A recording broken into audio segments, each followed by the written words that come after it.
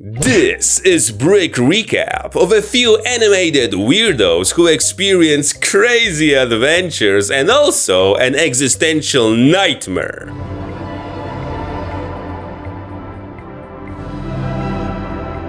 And now, the computer will play us. No! God, please, no!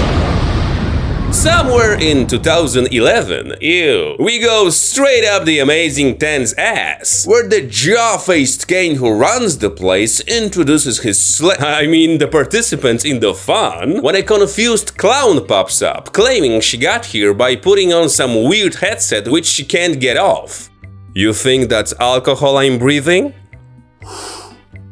Bingo. So the rest console her, saying that if you get here, you'll never get out. Phew, good thing that's pretty soon. And after choosing her a new idiotic name, Kane announces a new adventure, catching all the glowings, mean little hooligans who steal everything, not to mention ruining the economy. But Jax insists on checking on Kaufmo, and when they peek into his room, it turns out the clown lost his marbles and abstracted. You mean he didn't look like a disco turd before?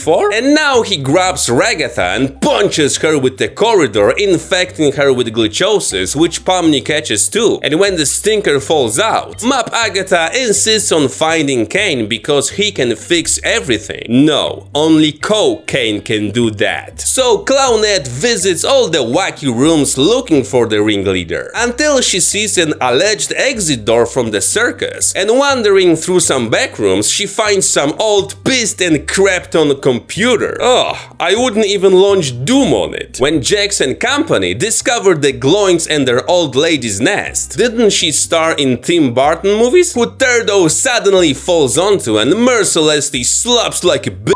So the others just leisurely ride up the escalator. What kind of mall is this? And when Pomni goes one door too far, ending up in the void, Kane teleports her back and later puts Kaufman into the cellar with the rest of the abstracted. Third disco party forever. And after that he fixes the glitching chicks and congratulates everybody on finishing the adventure, rewarding them with a special feast made of 4 pixels in their own juices. I remember this meal from the 90s. And the next adventure turns out to be retrieving the maple syrup, stolen from a candy kingdom by a band of gummy crocodile outlaws. Sounds serious. So the thief man kicks the players in the ass through the portal, and they arrive in the kingdom with the Cagnoceros, where the queen gives them her war rig. Look how they candified my Mad Max. And after a while they catch up to the Krakow perfs. But in all that Australian madness, Warwick falls into diarrhea and the sewage truck glitches out, falling under the map. Nice bananas. Where Crack, seeing the models of his boys and himself, realizes he's nothing more than an NPC. I'm so sorry, you're just a piece of shit. So Pomni convinces the gummy lizard to come with them to Clownland. So the guy wipes away his crocodile tears and they put their asses into the other sewage truck, exploiting the next glitch as a catapult. Just imagine those glitches in GTA 7. And they land straight on Fudge, who everyone else is riding, just like your mom. And because both sewage trucks have maple syrup in them, the heroes let the Krakow guys take one to their village, which is supposed to save it. Apparently they're going to Canada. And the players return the other truck to the queen, but before they go back to the circus, Jax lets Fudge into the kingdom, happy that the monster is eating the citizens, because Jax is a goddamn douchebag. Then Kane immediately annihilates Gamigu, afraid that he might lose track of who is human here and who is an NPC. Yeah, he would probably need to sacrifice like half a megabyte of RAM. After that, the crew ends up at Luigi's mansion or some other Mario's, where Kinger and Pomni go into some hunter's room, who brags from a VCR that he hunted for years to catch the beast hanging above them. Salad fingers? And when they lose sight of it, suddenly it comes back as a screaming lamp. So they bolt to the elevator, but it goes down to the next inn, where the Baron reveals that he took his wife for a monster and killed her. I'm guessing she wasn't a looker. So they take the cap gun from his corpse and riddle the monster's body and its ugly mug with holes. But all this turns out to be a trick. What? Because Mr. Baron needs their bodies to come back to life, and for killing salad fingers they're sent to hell, more like a budget one, where Pomni inhales the fumes full of damned swimmers and gets possessed, but Kinger knocks it out of her head, and after giving her his ramen hand, they just hold their breath and calmly make their way to the stairs. Not quite Dante's Divine Comedy. Joining the other group, which in the meantime had a nice calm conversation with the Baroness, solving the mystery without any violence, well, apart from tying up Jax. But he's a goddamn scumbag and a rascal. And because the slaves already shit and piss on Kane's adventures, the next time they insist on using the suggestion box, choosing an adventure called An Honest Day's Work at a fast food place. Whoa, the kind with sweeping? During which Gangle puts on a happy mask and tries to motivate everyone to work, but her friends almost unanimously state she's irritating, the highest form of flattery for a manager. And when the same Croco guys show up, Pomni tries to suss out if Gamigu remembers her, but they both just wish each other a nice day to go. And that's about everything that almost matters from this episode. Then Lockjaw gives the players the option to change the adventure during the fun, the type of fun you like if you hate fun. So they jump between poaching on safari, blowing up the White House, and anime school where we find out Gangle put a figurine in her something, and then they teleport to look up at the star's butts.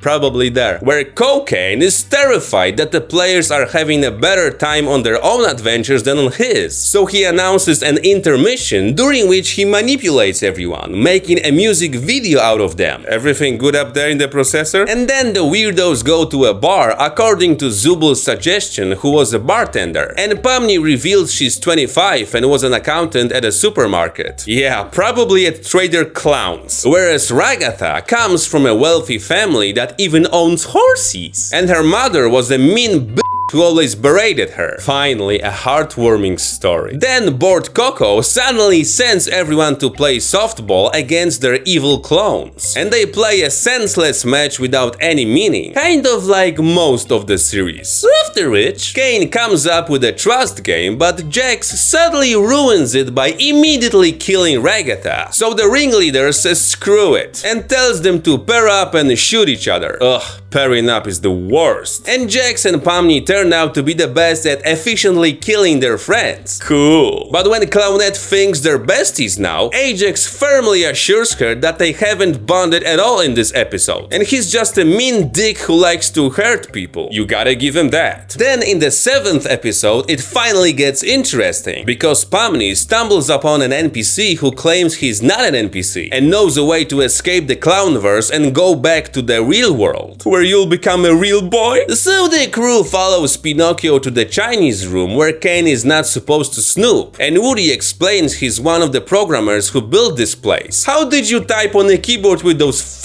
fins for hands? And he was hired by the CNA company, which over time started to force their workers to sit in the life support pods while their brains were connected to the computer and scanned. That's exactly why I always read terms and conditions. I mean never. Then Mr. Fancy Pants presents the escape plan, suggesting that since the stasis pods and the virtual world run on the same Windows, XP Home Edition, they can sneak into the Kane's control panel and shut everything down, forcing their bodies to wake up from the pods. Exactly like in the Matrix where they stole it from. Then the dude introduces himself as Abel and draws himself a face so they can easily distinguish him. Why so serious? And later, he goes with the chicks to the administrator zone, producing passes for everybody in the shape of a tiny hand. Aww. When Jax licks Kane's butthole, pretending to be interested in his personality. Yeah, right. And the violet one pulls out the access key to his office. More like to the 80s, am I right? No? Okay. Then, using messed up cube physics, everybody trampolines themselves to the office, apart from Cable, who warns Pomni to make the right decision. They're going to be handing out pills? And they stand before a huge console which gives them two options. Yes, staying in the circus or getting the fuck. And when the Joker girl hesitates, Jax suddenly gets some GoPro flashbacks and in a panic decides for all of them to stay. You goddamn piece of shit. Then Kane shows up, congratulating them on making the right choice and revealing that it was just another adventure. And the other button would have sent them to the shrimp restaurant. Not a big loss then. Which makes Jax go berserk, realizing that Kane secretly modifies their minds, which probably caused many players to abstract. And that's not good, right? So Panic, piece of thief, seeing the players' hatred and subtle irritation, hands them a basket of cosmetics and vanishes. You're lucky I just happen to have dry skin. Then he starts to go bananas, because he tries so hard for those losers and they not only hate his adventures but also don't like him very much, which triggers a subtle god complex in him. I am God! Yeah, exactly. So when the players turn down another adventure and ask uncomfortable questions, the host explains to them in the form of a musical, obviously, that they should shut the hell up, because he wears the hat around here. So having no other option, they go on a horrible adventure, after which Kane randomly teleports them and tortures them. Yikes. But Pomni reminds herself that in the dark, Kinger switches from being an idiot to being a sharp dude, so she puts a bucket over his head. Nah, still don't wanna bone him. And he recalls that the CNA company exists and that he worked there, partly creating the AI that became Kane. How much did you make annually? And he makes everyone aware that they can also affect the environment. They just have to really believe and focus. You're telling me that dreams really do come true? Whoa. And if they get him a PC, maybe he can put Kane to sleep. So Pomni visualizes the backrooms door and borrows the piston computer, a homeless dude programmed on it. But Kinger hacks so hard he accidentally deletes Kane, causing the circus to collapse like an old hag. But there's also good news. Before the PC fell into a cesspool where it belongs, Kinger discovered folders containing scans of their brains, which means they can't go back to the real world because they're just virtual copies. Okay, maybe it's not such a great news after all. And despite Jax acting indifferent as always, he takes it the hardest and turns into a disco turd. Now he's a real piece of shit. So Pomni hugs him and enters his mind, finding a room with a video blog, where she watches him arrive at the circus and become friends with Ribbit and Kaufmo, who he spent a lot of time having fun with. I'm guessing it's gonna end well, until Kermit convinced him to open up, and he confessed to her that he had a terrible mother who he pushed in anger, watching her lose consciousness, but he ran away and never found out if he really hurt her or if she was just pretending. Sounds more like a prank, bro. But because of his own demons, the Violet One later denied ever making those confessions and distanced himself more and more from Ribbit, becoming meaner and meaner to her. That's where the douchebaggery came from. Just like with Kaufmo, which is why they both finally abstracted. Then Pomni finds the real Jax, who claims he deserves all of that and that nobody should ever care about him. And despite the little one hugging him, Jax abstracts for good anyway. And now I'm gonna cry because of that creep. Then the glitched Pomni is dragged away by the rest of the mascots. And together they build Castle Blanket, where they put Jax because he feels more comfortable in the dark. Recently I encountered a boar in the dark. My defecation was also very comfortable. Meanwhile, it turns out that Kane survived his cancellation, and while flying through the void, he discovered the real identities of the players, realizing that he was a dick. So he got rid of most of his AI powers as penance.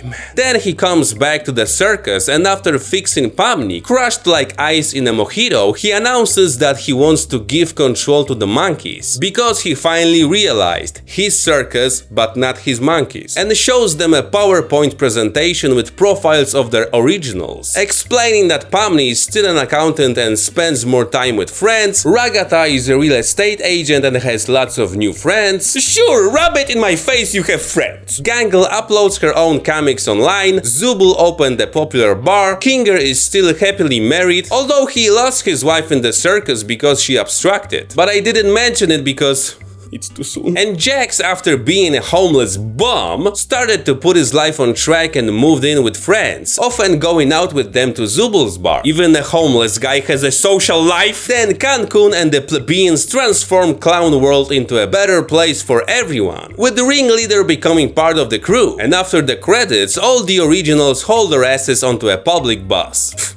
Peasants. My honest rating of this series is 7 out of 10. Tell me in the comments what else you want and get out.